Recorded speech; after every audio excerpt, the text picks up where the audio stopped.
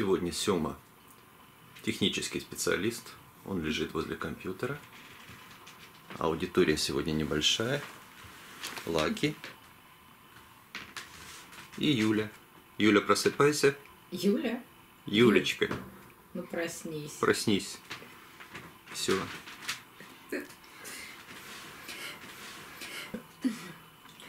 Добрый день, друзья. Показываю вам 3 орхидеи, на которых был обнаружен грибок Ботритис. Это моя старая орхидея. Я рассказывала и про старую орхидею, и про 2 новых орхидеи.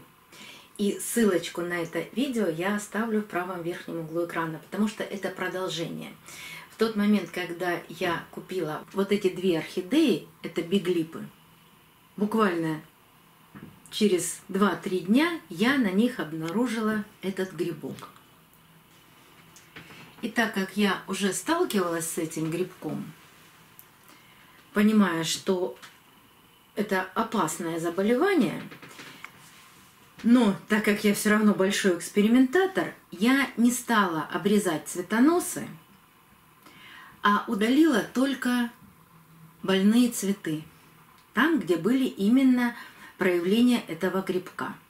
А вот это все было на бутонах. Я решила посмотреть.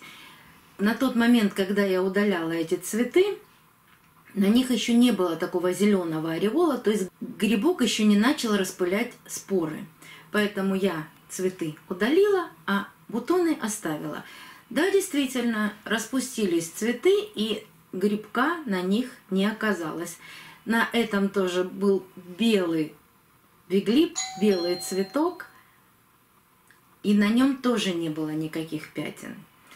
Я их не стала ничем обрабатывать. Посмотрю, подожду.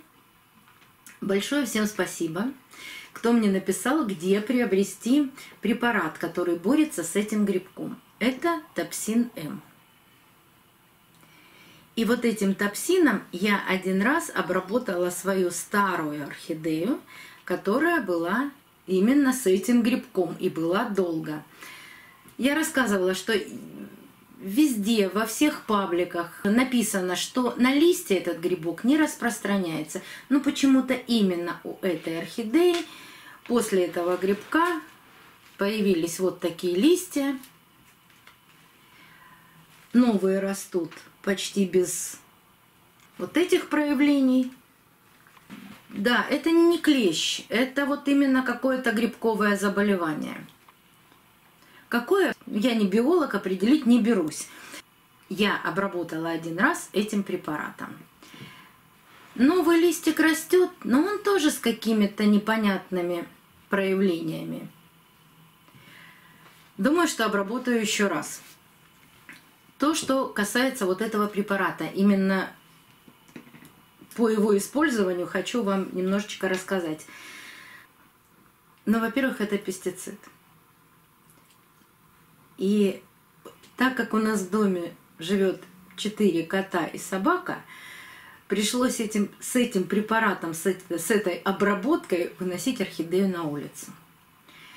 Запах, я вам скажу, не из приятных. Разводила 1 грамм на литр, но я не разводила весь литр, я разводила всего 100 миллилитров, потому что этого хватило для обработки одной орхидеи. Конечно, вот эти пятна никуда не уходят, и какое бы заболевание не было на орхидее,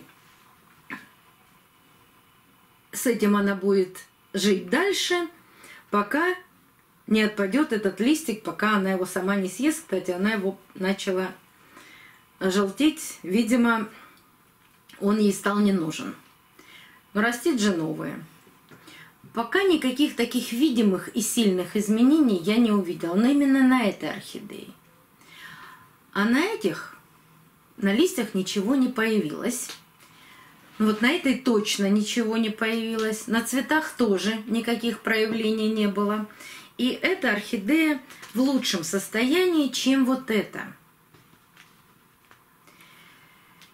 Здесь и в горшке корни не видны. Но если видны, то очень немного. Орхидея растит новые корни. вырастила корни и опустила их в грунт, и достаточно крепкие, толстые корни. Но почему-то сейчас у нее вот так желтеют листья. Хотя она очень активно растит корни. Под цветоносом, посмотрите, тоже какой корень появился. И вот на этом листе, который она больше всего желтит, появились вот такие пятна. Это тоже признак какой-то болезни. И вполне возможно, что это тоже какой-то грибок. И так как она